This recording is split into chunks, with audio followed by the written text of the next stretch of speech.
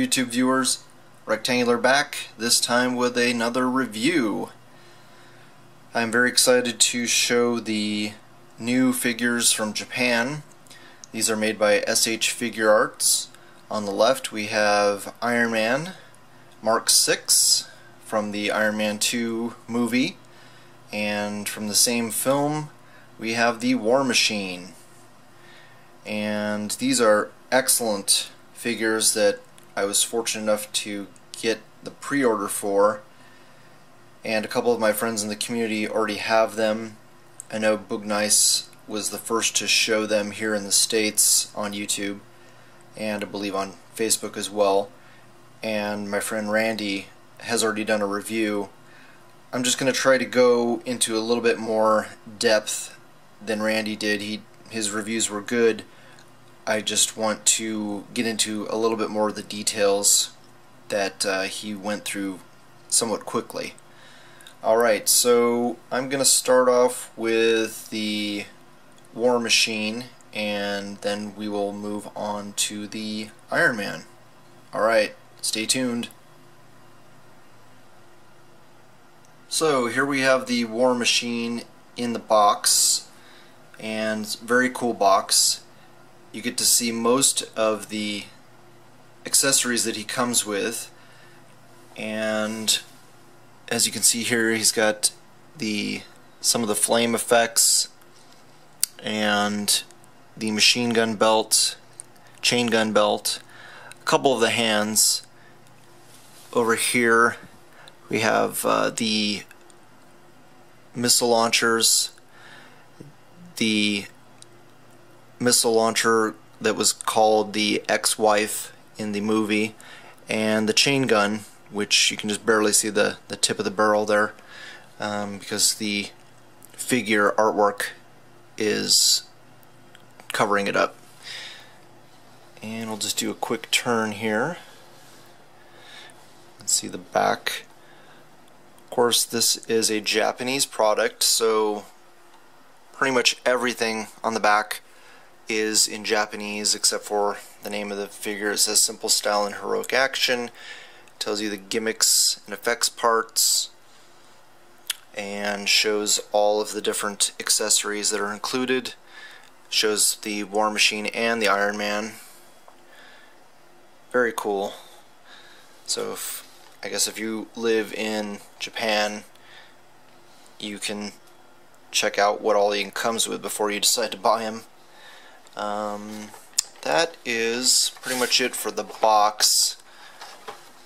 Got some information there in Japanese, the barcode. That's pretty much it. So let's go ahead and open him up and take a better look at him. Once you open up the box, you see him laying in this really nice molded tray, which keeps everything really well packed in there. You can see the top piece that is completely molded around all of the items. And I didn't have any problems with mine with anything shifting or popping out, getting loose, so apparently Randy had a problem with his getting loose, so maybe his male guy is a little bit rough. But yeah, I really like when companies do this, so if you do want to keep your figure stored away or transport him somehow, then he's nice and safely packed inside this tray and keeps everything organized and safe. Okay, let's take a look at the figure itself. Don't adjust your monitors just yet there, viewers. I wanted to first start off by highlighting all of the reasons why this figure is superior to the very well done Hasbro version that we got a couple years back, which I still love that figure, and I will show him side by side. I'm going to do a lot of comparisons between the two figures. But first off, I just wanted to show why this is a superior product and why it is worth the extra money that you're gonna spend. Now, what couple of people did not mention in their reviews earlier was that this figure has die-cast metal feet. So it really helps when you have a really top-heavy figure, being able to pose it not just in regular vanilla poses, but in very difficult poses. Obviously this is not a natural pose to put him in, but I'm just highlighting the fact that you can balance him on one leg and have, you know, him very tilted in one position, and he will stand up with no problem. Another thing I wanted to highlight is the fact that unlike the Hasbro version, you can get his leg into a 90-degree kick like that. Very, very cool. That's one of the only major flaws with the Hasbro version, is that the armor bangs into the abdomen area of his armor on the Hasbro version, where this one, because it's got those superior joints that Figuarts and Mafex, the Metacom figure like the Spider-Man I reviewed previously, has, where it's on a ball hinge, where you have the ball going into the leg, and don't freak out, you can pop the leg off, just to show you the technology that goes on in there. So you have a ball peg that's on a hinge, so that moves up and down, and then the entire leg swivels on the ball. So you can move it all the way down, and then you have enough gap there to get his leg up into that high kick, which is impossible on the Hasbro version. Probably has about the same amount of knee articulation. Some people aren't going to like the way that looks. Maybe the Hasbro one might look a little better, but I don't have a problem with it. I think it looks great. Let's move that back up. The other thing is the head. The Hasbro version, oops, I'm moving back. The Hasbro version cannot look up very well. Let me get the focus fixed here. So that's probably the best that you're going to get on him, whereas on the Hasbro one, you pretty much can't look up at all. That's it. You cannot, about the only thing you could do is maybe pop the head off and put some sticky tack on there, get him to look up. So this is, I would say, about 25% better. Now the ab crunch does ab flex works fairly well on the Hasbro one, but on this one it is way superior. He can look all the way back so that you can actually get him in a really good flying pose. Check that out. And that's what you want. War Machine can fly. So let's make it happen. And just for comparison, on the Hasbro figure, that's all you're going to get. So, he's going to be staring at the ground all the time. That's it. He can't flex up anymore, can't bend his hand up anymore. So, people see the price tag of these imports and they get sticker shock, but this is a $15 figure. It's great, don't get me wrong, I love it, but this is well worth all the money. So now that I went over the major selling points and biggest differences between the Hasbro version and this Figuarts version, let's get into the details of the figure itself. First off, I can say that I really like the paint. It looks, just like the character in the movie. The dark areas do have kind of like a metallic sheen to them, which is really nice up close. Probably not going to show up on camera, but it does have kind of a little bit of a glitter effect or shimmer, shine. It really looks metallic, which is awesome, and it does feel really well constructed. Even though it has a lot of the same features and details as a Hot Toys, it doesn't feel brittle or fragile like a Hot Toys. I only own one, and it happens to be an Iron Man. I have the Mark III, and handling that, you always feel like it could break on you at any minute. The head does pop off pretty well, or easily, which is kind of cool. You don't have to worry so much about breaking it. It's got a ball peg in there, and you just pop that back on. Now it does have a double jointed, a double ball peg, so the neck is on its own ball peg, and then the head has its own ball peg. So that's why you're able to get him looking up so well. And the only noticeable paint flaw in mine, I noticed there's a little bit of silver paint there on the neck. That's the only issue that I've come across so far, and it doesn't really bother me that much. So, if I can get his head back on. Come on. Making me look bad, Rhodes. Okay, so that feels like it's back on. Now Randy did, no, it's not on.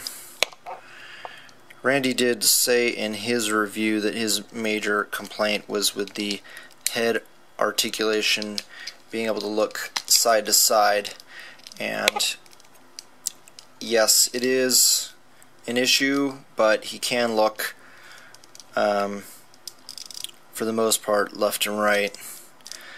And to be honest, it's not any worse than the Hasbro version, so that to me is not a complaint. This is all gains. I don't see anything as far as loss going from the Hasbro to this one. But the only thing that might have been nice is maybe a little red circle around the center of his arc reactor.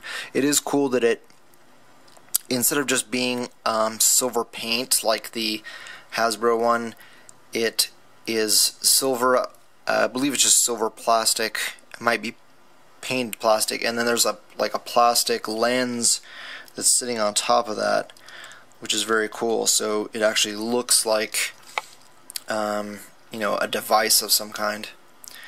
Now Randy also had problems taking these pieces off, and I'm doing this for the first time on camera, so hopefully I won't break it. Let's see, I guess you have to grab these little tabs on the side.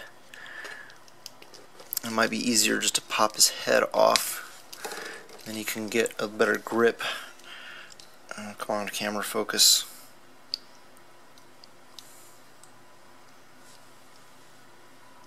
There we go.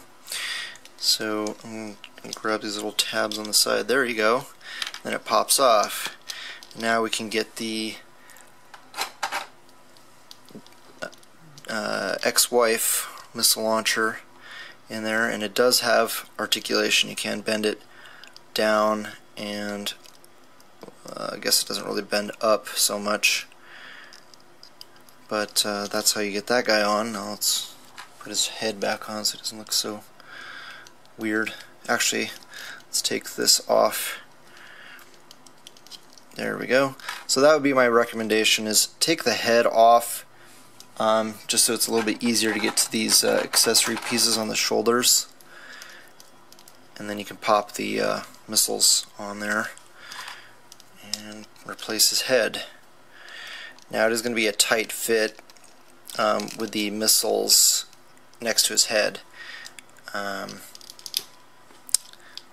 So just be aware of that.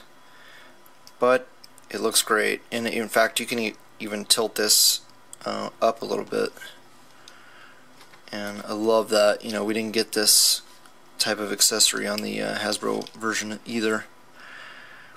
Very, very, very cool. Alright.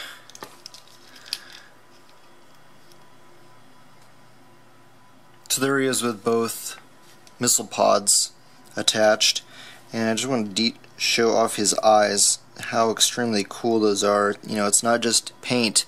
There is like an actual lens looking piece of plastic or metal in there that's got red and orange and gold, making it look like, you know, they're actually lit up. This is very, very cool.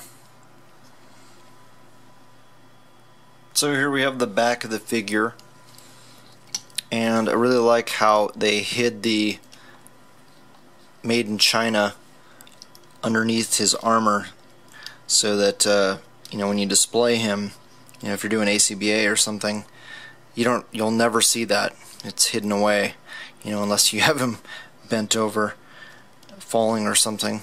And the whatever that product code, his you know, the product serial number, manufacturer part number, is hidden as well. That's very cool. That was a nice touch.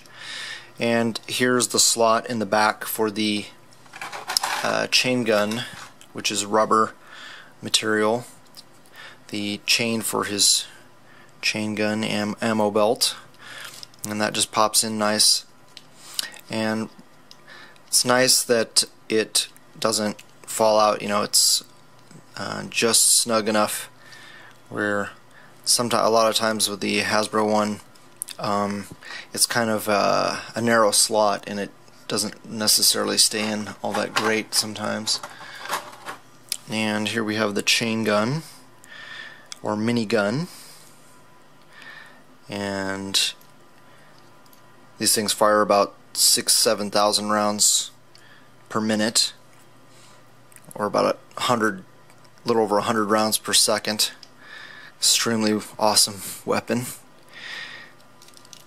And that's got a little peg, just pops onto the peg there, and then the chain just plugs into the gun. And there you go, he is ready for mass destruction. So you just turn that. Extremely well done. The Hasbro one is pretty cool, but this is nice and stiff, and it's got, you know, it rotates there, and it's got a little joint here to move it up and down. So you see that. And then there's another, you know, there's a joint that the gun plugs into, and then a joint that the gun can raise up and down on the arm.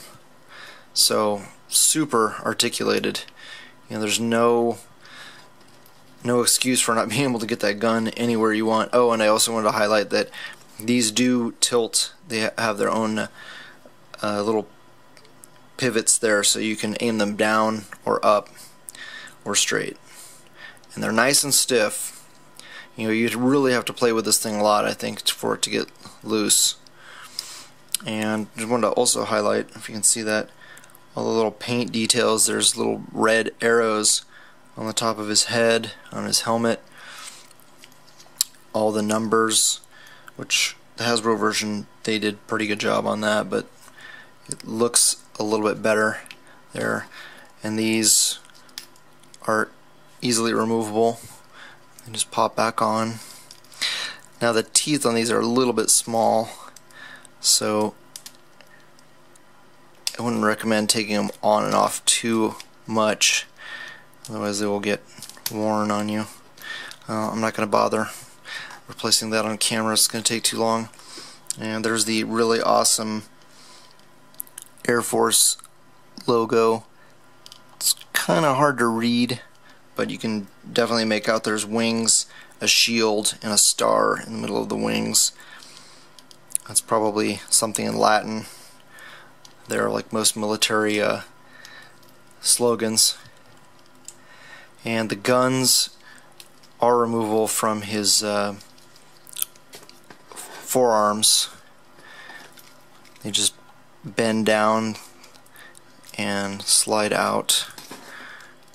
Actually, it pops off there. They have little notches to fit into the arm. Very, very cool. Show that off for a moment.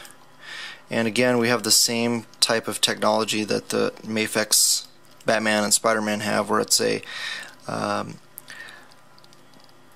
double ball joint. There's a ball joint on each side, and then there's a flexible ball inside the shoulder. So it can go forward, back, up, and down, and then all around, and on both the shoulder and bicep swivel. And the bicep has, unlike the Hasbro one, there's a little bit of flex there in the arm. Oops, there we go. There's a little bit of flex there, back and forth, up and down, and so there's no true. Actually, it looks like there's a forearm rotation there. Let's see if I can get that to turn. So it looks like it's on a ball joint. Let me see. No, it just flexes a little bit back and forth. But it's nice to be able to, fine-tune different positions. And of course, the hands are removable, and I'll get into the hand details here in a second. Excellent ab articulation. I mean, like I already showed before, you can go all the way back and extremely well forward, and then his head comes all the way down. So that's awesome. If he gets knocked back, I mean, look at that, he's like laying down. That is just awesome. Like, he just got his ass kicked. And so you've got rotation at the top, rotation at the middle, and then another. It's all basically on one or two. Actually, I think it's on two ball pegs. But the fact that it's three separate pieces is just awesome. I mean, wow, this is such a cool, well-articulated figure.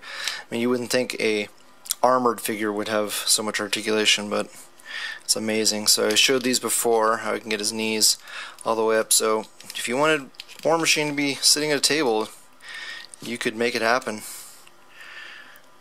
That is awesome. And like I said before, he's got die-cast metal feet. There is no ankle rockers. He does have pretty good motion up and down and side to side. And he does have a little bit of toe articulation, actually more forward, which is kind of odd. If they had trimmed that back a little bit more, he could get up, but he's in a suit. He's not going to be doing acrobatics. But the entire foot is metal, and then he has got peg holes in the bottom, and that's for the effects pieces to plug in. I'll get into that here in a second. So, man, amazing articulation on this thing. I'm extremely happy about that. Alright, so let's go ahead and show some of the effects pieces that he comes with. Here we have all the effects pieces for the top half of the figure. These little guys have holes so that the barrels of the machine guns pop inside them, and this is the opposite, where the effects piece has a peg that pops onto the cannon, the minigun. So those things are extremely well sculpted, and they're kind of a little bit on the hard side, but they're still flexible, so they're not super fragile. I don't feel like they're gonna crack, which is really nice. So I love that. Extremely well done. I like how there's so many different shades in the effect, where it starts off white, pretty much like a very light pink, and then gets more and more orange, and then yellow at the top. It's almost green, and it's very, very well done. I love these effects pieces.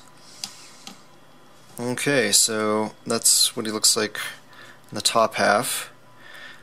Let's swap these out and we'll show the lower half of the figure with the effects pieces attached. Now, the only thing that makes this figure not 100% perfect is that he does not come with a flight stand. But if you're resourceful, make yourself a nice stand, and you can get him some cool flying poses. Here's what the figure looks like with the lower half effects attached, and he does come with these little well, these are the flaps that come on the figure that cover up the back of the little jet tubes, and that's what these effects pieces plug into. And just a little bit of extra detail, they added that the hinge there at the bottom, so that when you do have his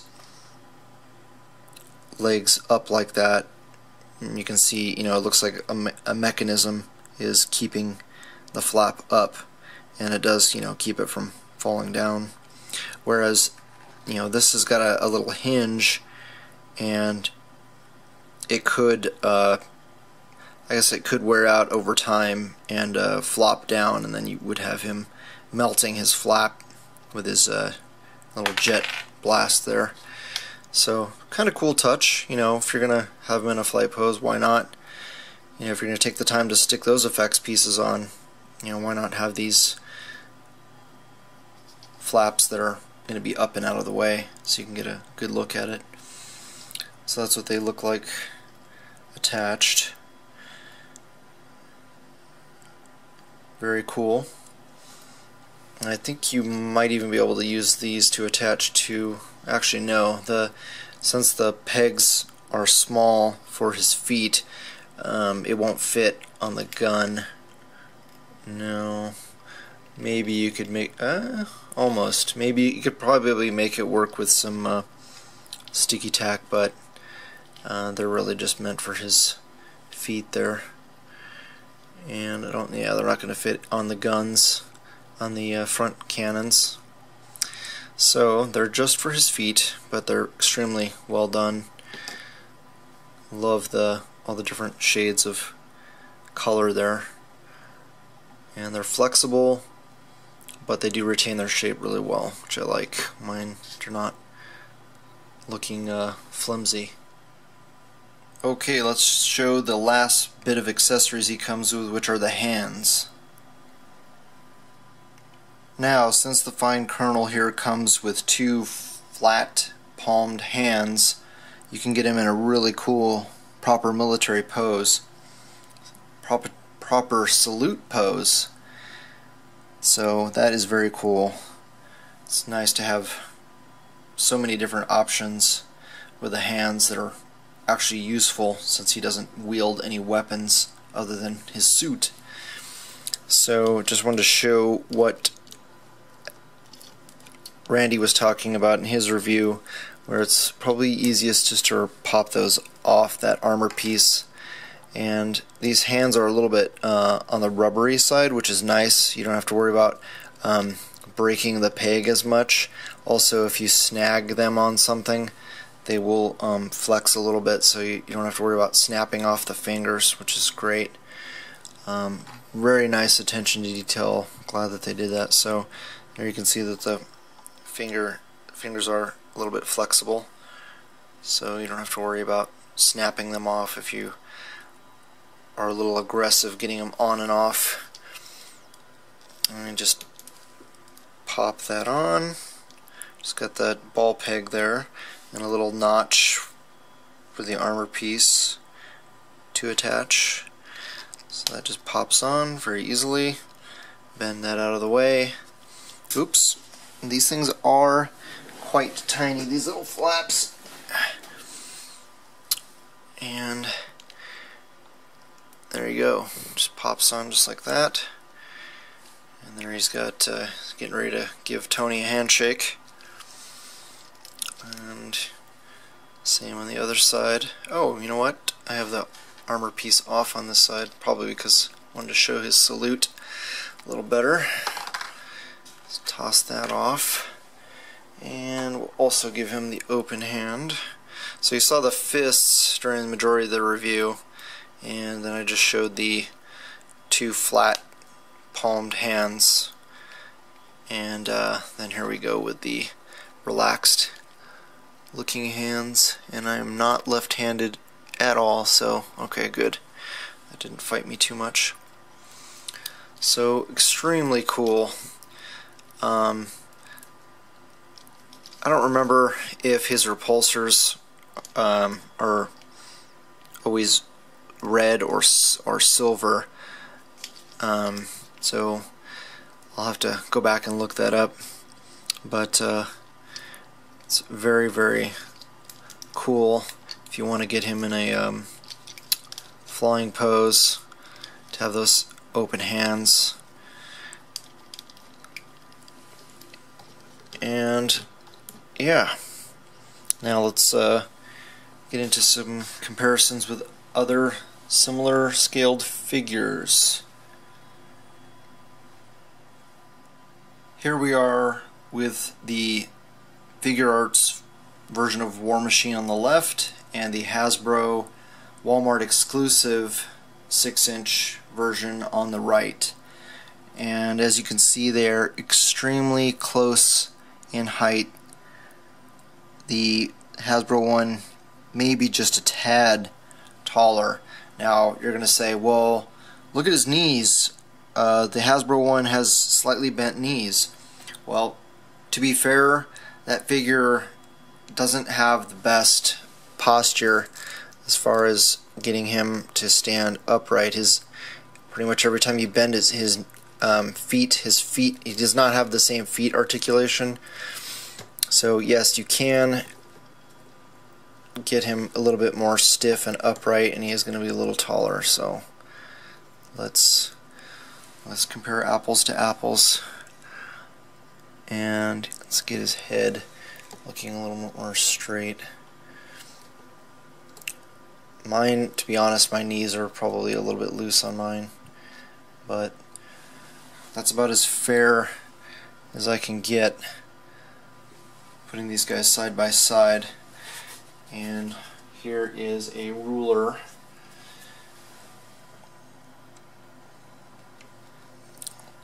So you can see just how tall they are. Both just over 6 inches, and advertising wise, this guy is, I think it's 160 millimeters, which comes out to 6.1 inches, which looks very accurate. Might be fibbing just a tad, because it looks like he's right at 6 inches, and the Hasbro one is just a hair taller. Now, I did sell recently my Marvel Select War Machine, so I can't compare that one, but I do have the Marvel Select Iron Man. So I move him over here, the Figuarts one over here, and this is what he's the same size as the War Machine, so obviously he's not going to go well with your Marvel Selects. I can't even get him in the frame, but just shows you, he is going to be an inch shorter than a Marvel Select figure. Here he is next to the Mark VI Hasbro Iron Man, and they work extremely well together. We'll swap him out with the Extremis Iron Man. The one I just removed is obviously a movie figure, and the Extremis is a little bit on the short side, so these guys will probably go really well next to each other. And he's looking down just a tad. There you go. Very cool. Here he is next to the new Heroic Age armor Iron Man. Bleeding Edge, if you want to call it that. So this is a significantly bigger figure even than the movie figures, so he is going to be taller. And last but not least, let's show